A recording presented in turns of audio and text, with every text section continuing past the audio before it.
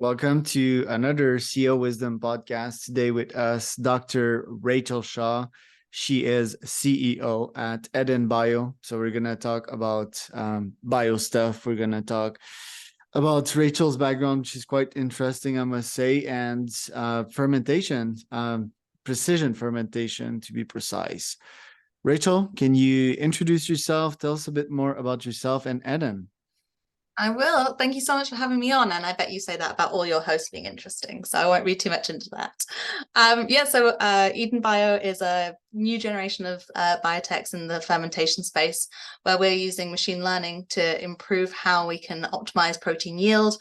For those of you who don't know much about fermentation, it's one of those go-to technologies that investors and, enthusiasts in general are very excited about because it's been around for many years, but the application of new technologies like machine learning and various high throughput scientific technologies that we now have available mean that we're able to do a lot more, which, considering the way that sustainability and the planet is going right now with climate change, this couldn't be a more needed technology really for producing a lot of the protein products that we have out there, but also some of the really exciting ones that generative AI is allowing us to produce now that we couldn't produce ever before. So apparently fermentation could be optimized, one for economic reasons, two for the environment. Can you give me an example of a product, let's say beer, that could be fermented faster, better, and could cost less to the planet?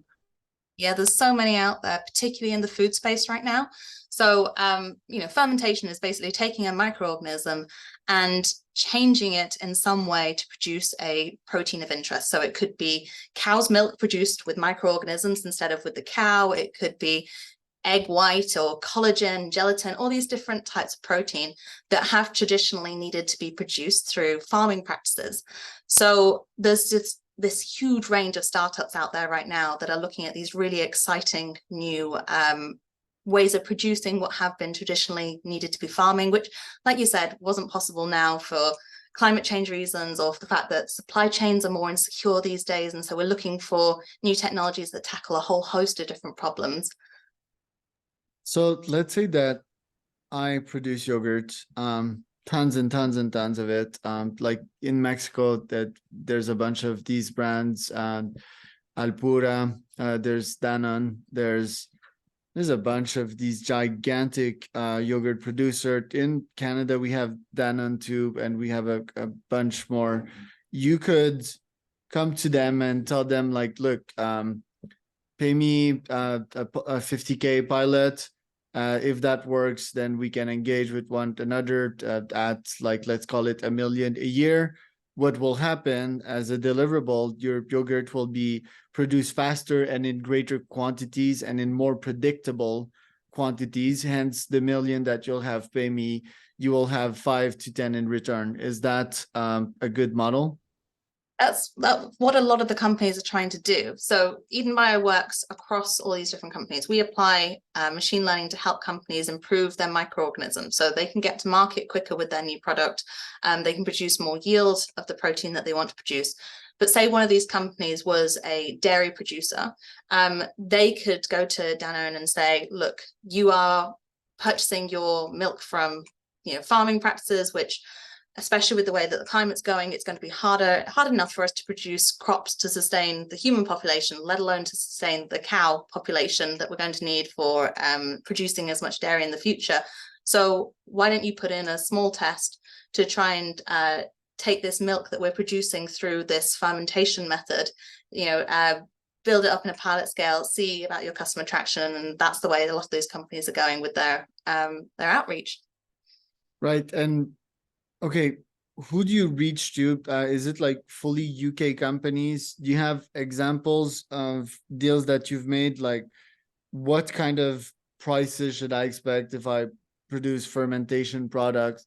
And for what kind of results? I need numbers. Yeah, so Eden Bio is able to work with customers across the world, which is the really exciting thing about what we do. We optimize the strain. Where you produce where the companies take the strain and produce it, that's entirely their parameter, their remit. If they want to do it in countries that, perhaps, for instance, like Israel, which doesn't have that big a land mass, so they're already very actively searching for new alternative ways of producing what was traditionally farmed, then they could do that. If they wanted to produce in America, they could do that too.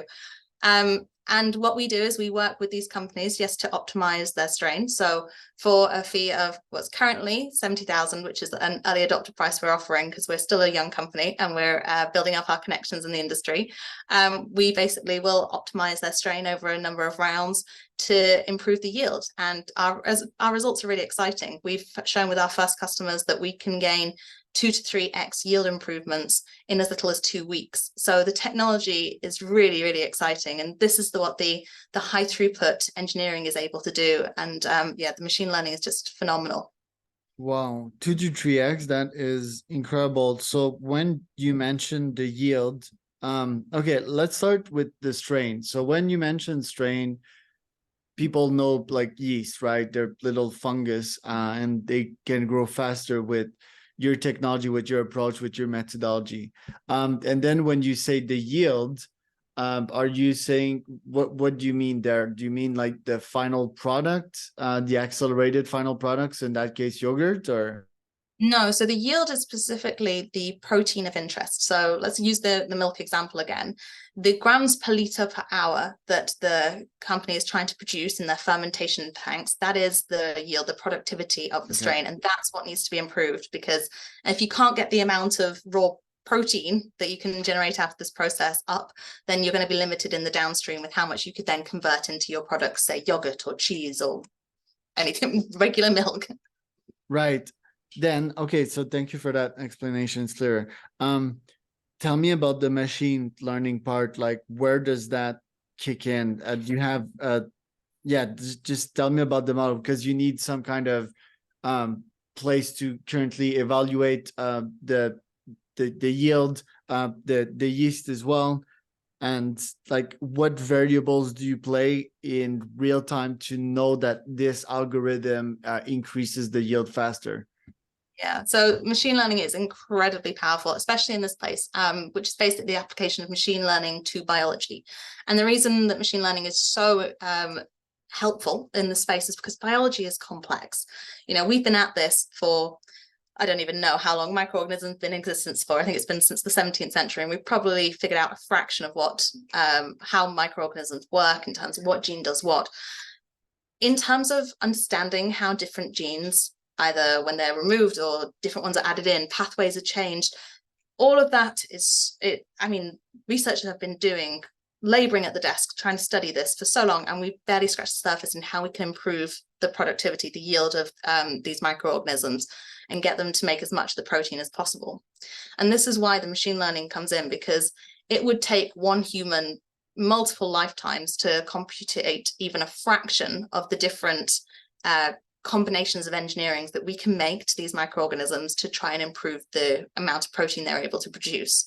So it's only with machine learning being able to assess across this vast, complex array of potential combinations of edits that you can make to your strains that we can really start assessing which combinations work best for each protein and microorganism that you're using.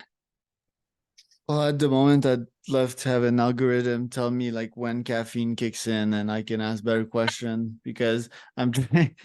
Okay. So what I meant by the last one was, is it like purely computational? Do you input your data back in the system to tell it that, oh, you need to learn on that? So yeah, and is it also real time? Is the second one here? Okay, so now I get your question. So eventually, what we would love to be in the position of doing is having a computational system that a customer can come in and say, I have this microorganism, I have this protein, and I now need to know what edits I'm going to use. In it goes, and then the software can say, look, with a 98% certainty, if you make these edits, your strain will be able to achieve this kind of yield. Like that would be incredible. To get there, between Eden Bio and that is this data mountain that we need to get through, because data is what is required for the machine learning to have any kind of reliability in the predictions that it can make.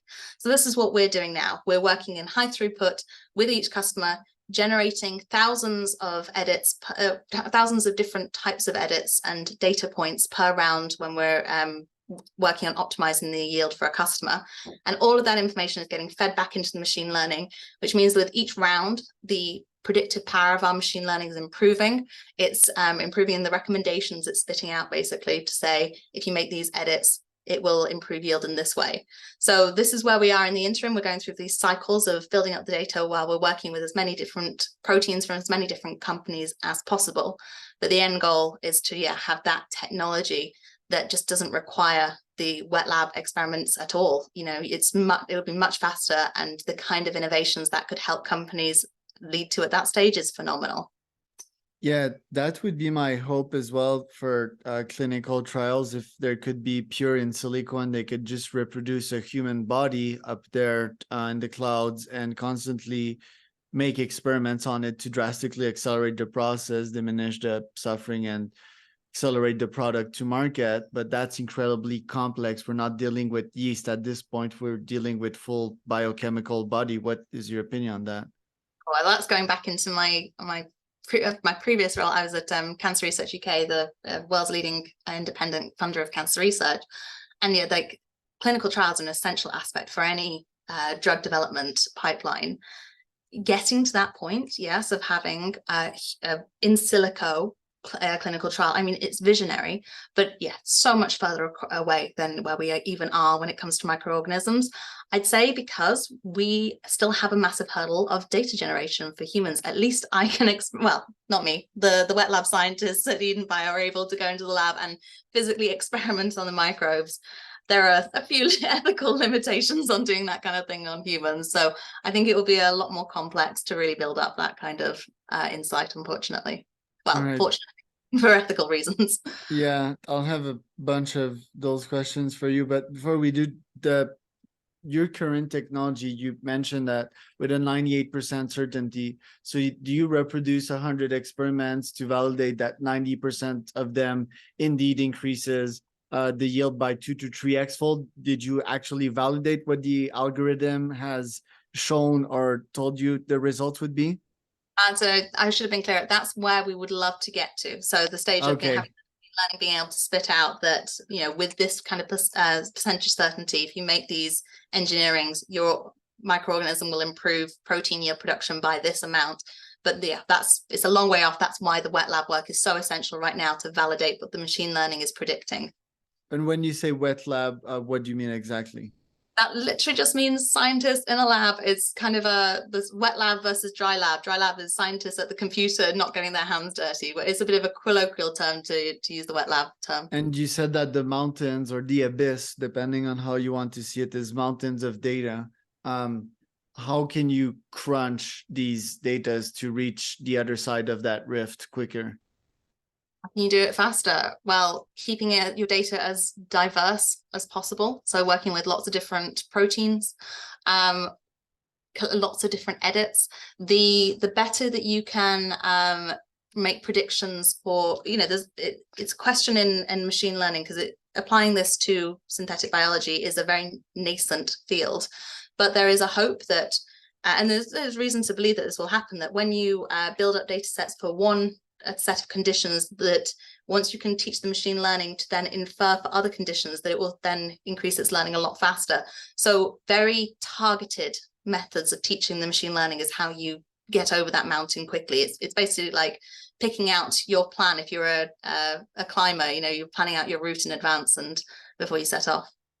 And what if they just upgrade your software to a better machine learning? Is it as simple as that? And tomorrow you come in the lab and you run the algo again and it solves everything? Could that happen? Who's they? We're the ones building the machine learning algorithms. Okay, you're not using a third party. You're literally building your own. Why that decision? I mean, that's probably why you got the funding and the the interest, but wouldn't another model be to test other algorithms out there and compare and or aggregate them all in one? So this is it's interesting that you've come at this question. You've come at it from a different way that most people do.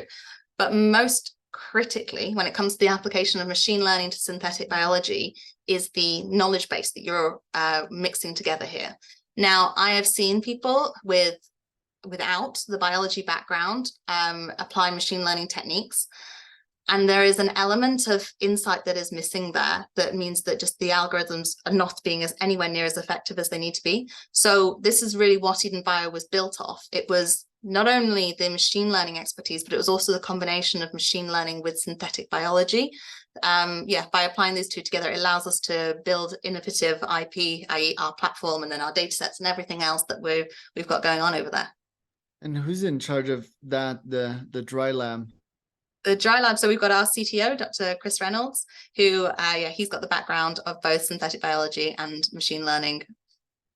Isn't that like a lot of work for one person? Because I imagine, constantly tweaking the algo. Like, what's his process to optimize the algorithm and make sure that it's providing you to speed to market, like where you want to go, when you want to go, and the results that you want to go? It seems like a lot of work for one person. Oh, sorry, I should have mentioned that Chris is our CTO, but under him we have Jake Bowden, who is our bioinformatician, who is absolutely phenomenal, and he's doing a lot more of the day-to-day on the platform. So yeah, if you look at yes, you're right, it's massive challenges, but the way Jake is attacking it is really quite visionary in terms of trying to build up this technology to be as effective as it can be for our needs. So it's it's a huge challenge on his part, but he's absolutely incredible. So we're very lucky to have him. Right. And so what's his process? Like, he enters the lab on a daily basis, he leads a couple of tests, he opens the latest AI news. Doesn't he plug in like multiple APIs? Or he's building everything from scratch? I can't like wrap my head around that. Building a lot of it from scratch, but I mean, there is a limit to how much I can go into the machine learning side here, unfortunately, because it is our underlying IP. But yeah, it is from scratch. Okay, and how could you drastically accelerate that? Is it with more funding, a bigger team, more human brains, more talent? Yes, I think all of those connect, don't they? More funding gives you a bigger team that you can hire, which means more brains that you can have working on this. So this is why we're going out for another round in January, I think, for a C+ round. And yeah, part of that will be so that we can expand the bioinformatics side, because there's just, and it's not just in terms of the platform that we're doing now. There are so many other ways that machine learning can be applied to the synthetic biology space. So we're really interested in finding that talent out there to just accelerate the pace that we can apply machine learning to the problems here. Right. I have so many more questions on the AI side, but let's shift to the future of yeast, right? We can imagine yeast even building houses one day. We can imagine fueling cars. What's the future of yeast there? On my side, the future of yeast is in terms of production of more than just industrial enzymes and a few therapeutics is where you currently see them. It's in terms of food production, maybe some cosmetics, definitely some biomaterials, which could be really exciting. I think this is maybe what you were alluding to when you said about construction of houses, because there are a lot of protein products that just cannot be produced in nature, are not produced in nature, especially that new companies that are using generative AI for protein design are coming up with right now. So the best way of producing those is by fermenting them using microorganisms. So the future of yeast is supplying this huge wave of new biomaterials that are in the construction space. Maybe they're stronger or they're more elastic than what has come before, allowing us to create new products that just weren't previously feasible. In the food space, this means replacing traditional products or even coming up with new protein products that just we never even considered that we could make. In the therapeutics, this can be more targeted therapeutics, like antibody therapeutics, that are more things that are designed specifically for the needs, which is something when I was at Cancer Research UK we were very excited with. It was this wave of precision medicine that we're entering into. And then in the industrial enzyme space, this can be things like plastic degrading enzymes and, a whole new range of detergents that are more effective than those that we had before. So just name it, and the space is hot there. There's so many different potentials. And I guess, yeah, food tech and eating shrooms instead of animals, is it like more ethical because you've seen these little things grow under a microscope?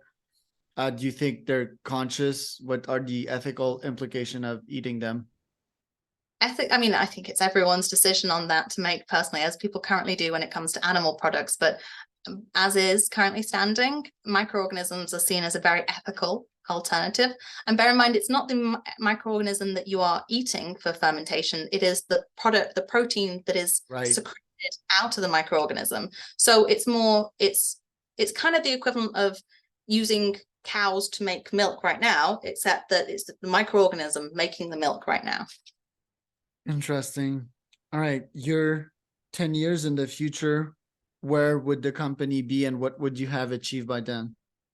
Oh my goodness. The amount of so I measure how far we want to be, where we want to be in the future, by the number of companies and exciting innovative products that we have helped get to market, because that's what Eden Bio really has the potential to do. So all these companies out there right now that are working on proteins like milk or plastic degrading enzymes that have this massive R&D challenge of getting these products to market. I want us to be there, helping them out, getting these products there faster than ever before, and helping us transition away from environmentally unfriendly products like farming products, and to these more ethical, more sustainable, and supply chain secure products that we can just start building a future with, literally in some cases with biomaterials, which is just going to be incredible. Love it. And let's take it even further. You're on your deathbed. Rachel is moving away from this world. What will she have accomplished on this planet Earth? If she can have done anything to have helped us get through the upcoming climate crisis, she will die a very happy lady. Very good answer. Where can people find out more about you, Rachel, and Aidan?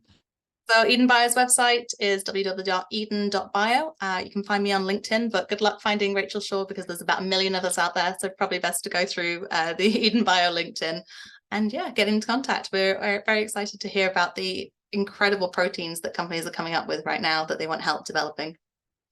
And I am Charles, your host, CEO wisdompodcast.com. That was Dr. Rachel Shaw. You can find her under that name on LinkedIn. And Eden is a fascinating company. Thank you so much, Rachel.